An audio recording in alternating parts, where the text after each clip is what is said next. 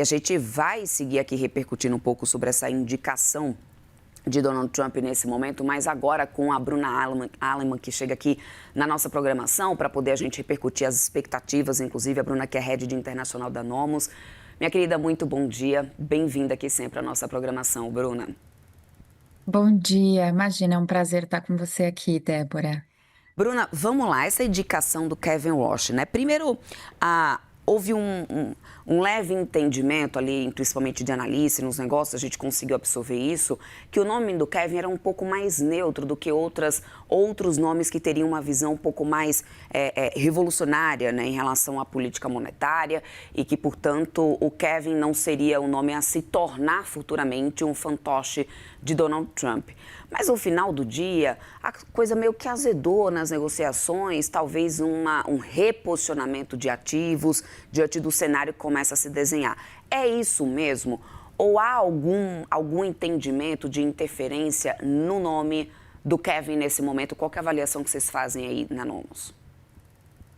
Bom, vamos lá, né? Primeiro, eu acho que vale entender o contexto do Trump. Eu acho que qualquer escolha que o Trump fizesse versus a briga, né, o que ele estava apertando bastante em relação ao Powell, o mercado ia se sentir relativamente inseguro, dependendo, de como que seria o tom que o Trump, fosse indicar e como que fosse receber, né?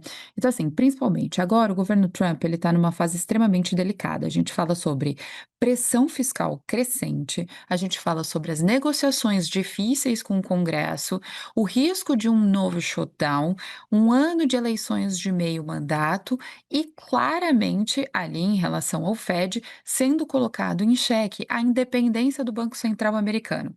Então, querendo ou não, o Kevin, ele acaba sendo um nome, como já foi membro do board do Fed, ele é muito ativo foi muito ativo durante a crise de 2008, com um perfil extremamente técnico, muito mais cauteloso em relação à inflação e tradicionalmente visto como ele é menos pesado nas suas falas, como ele traduz ali a economia, como ele vai apresentar os dados e as suas tomadas de decisão.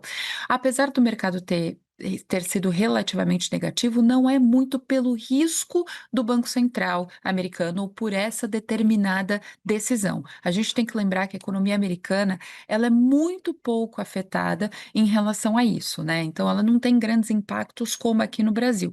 O grande volume mesmo acabou sendo por conta da perspectiva, mesmo que o Kevin entra e ele tenha qualquer tipo de pressão política, mesmo assim, ele segue uma determinada linha ali econômica de não descer os juros até ele conseguir comprovar que a inflação estaria estável. Então, talvez esse ponto relativamente negativo do mercado tenha sido mais sobre o impacto em relação a gente teve também na quarta-feira a decisão de manter a taxa de juros dos Estados Unidos, né? Então, o risco do shutdown, então alguns outros pontos do que a relação da escolha do Banco Central em si. Agora, Bruna, o risco hoje é mais de interferência política explícita ou de uma pressão indireta via comunicação, expectativas? Qual que é o maior risco em relação ao Banco Central Americano, ao Federal Reserve, essa independência do Banco Central Americano com essa indicação do Donald Trump? Cortar os juros na canetada. Simples assim, né, porque é uma expectativa que o Trump ele quer há muito tempo, então assim, vamos explicar por que seria interessante esse corte de juros para os Estados Unidos, né, para o presidente. Porque ele está com uma dívida cada vez mais crescente. Um dos principais pontos, quando a gente está em cenários mais conservadores, como agora, o fluxo de investimento ele acaba indo para alguns determinados cenários. Quem quiser risco vai para mercados como o Brasil, com 15% e com uma bolsa relativamente barata, apesar das suas máximas, onde o estrangeiro acaba investindo. E quando ele quer um determinado conservadorismo ou resguardar ali o poder de compra do seu dinheiro, ele acaba indo para o melhor investimento do mundo, ou considerado, né, pelo menos o melhor e mais seguro investimento do mundo, que é o Treasury americano. Com as taxas de juros como estão, a dívida americana, principalmente a de curto prazo, acaba crescendo cada vez mais. E esse é um dos principais impasses da política do Trump, né? Ele está pegando ali um histórico de crescimento da dívida americana em relação a juros altos, pagando juros cada vez mais. E essa questão é um dos principais, vamos dizer, o calcanhar de Aquiles do Trump. Essa pressão política que ele faz em relação ao Powell, que não está conseguindo até, inclusive, os incentivos financeiros que ele faz, não ajuda a balancear ou controlar a inflação americana. Então, o principal risco que pode acontecer é a pressão política do Trump em relação a isso. Lógico, não só por esse fato, mas principalmente, né, por esses fatos que acaba crescendo cada vez mais. E é uma discussão do Congresso, é uma discussão do Senado, é uma discussão em relação a shutdown, as questões fiscais, né? Então, todos os cortes que o Trump quer fazer versus os juros que ele está pagando em relação ao Treasury americano, crescendo cada vez mais essa questão fiscal, ter uma canetada ali é o maior risco que pode ferir a independência do Banco Central. O Banco Central ele precisa seguir através de dados, né? O presidente do Fed ele pode até influenciar um determinado debate, ele pode definir ali a comunicação, o tom, mas ele não decide sozinho. A partir do momento que ele começar a pressionar isso por conta da pressão política do Trump, isso pode ser um risco muito grande. E, logicamente, a gente tem um efeito rebote, né? Cortando os juros no momento errado, você tem um efeito rebote, descendo a inflação pode ser no curto prazo, mas aumentando a inflação no médio prazo. Agora, Bruna, alguns analistas, eu já andei lendo aí desse final de semana, têm comparado o Warsh agora ao papel de Gabriel Galípolo aqui no Brasil. Quando a gente teve a indicação de Gabriel Galípolo, inicialmente se tinha um temor muito grande de qualquer tipo de interferência política. E aí eu quero entender se, do teu ponto de vista, a gente pode ter no Kevin um Galípolo de Donald Trump, alguém que, como aqui no Brasil aconteceu no início, era muito uma preocupação de que realmente poderia colocar em risco a independência do Banco Central, mas depois conseguiu surpreender pela ortodoxia, né? Essa analogia faz sentido nesse contexto americano agora? Faz total sentido, é uma excelente comparação. Acredito também, é o que nós temos orientado aqui para os nossos clientes. Nós não estávamos com muitas expectativas em relação ao Galípolo, mas nós vimos, né? Muito diferente quando você estar ali por fora dentro do governo e quando você acaba entrando e vendo qual que é a importância, principalmente para o fluxo de capitais, para o mercado financeiro em si e para o mercado, o fluxo de dinheiro que acaba entrando, a confiança, né? Porque o que é o Banco Central? O que é a independência do Banco Central? É o índice de confiança, né? O quanto que as pessoas confiam naquele sistema.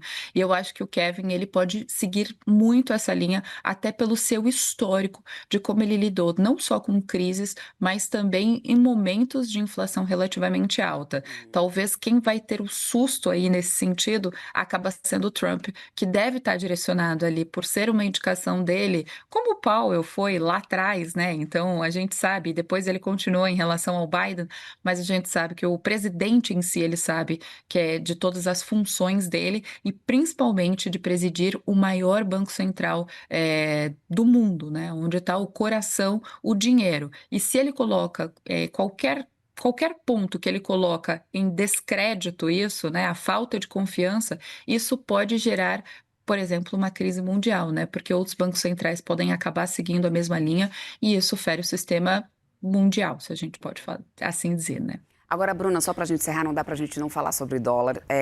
A reação positiva do dólar que a gente teve na sexta-feira, após essa indicação, sinaliza aí, na tua visão, uma reversão duradoura dessa tese de dólar mais fraco, enfraquecido nesse momento, que, aliás, foi muito também, né, repercutida na semana passada depois de algumas falas de Trump, de que dólar mais barato era bom, ou apenas é um ajuste tático ligado ao fator surpresa, talvez, e de adaptação realmente de momento, de curtíssimo prazo? Eu te pergunto isso porque há uma preocupação também dos investidores que têm dinheiro fora do Brasil, investimentos dolarizados, se esse é o momento de continuar investimentos em dólar ou não, né? Ou seja, temos uma mudança aí de tese de dólar mais fraco para novamente fortalecimento da moeda norte-americana?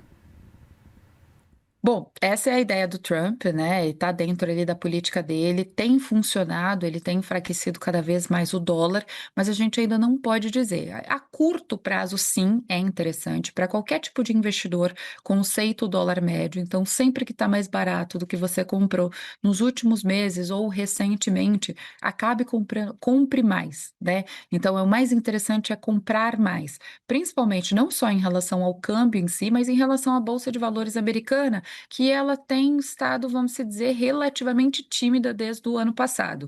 Tem outros pontos também, principalmente, que estão enfraquecendo o dólar, que a gente acha que não, mas tem um fluxo de capital muito grande, é o fluxo de dinheiro indo para países emergentes que ainda continuam com taxas relativamente altas e bolsas mais baratas.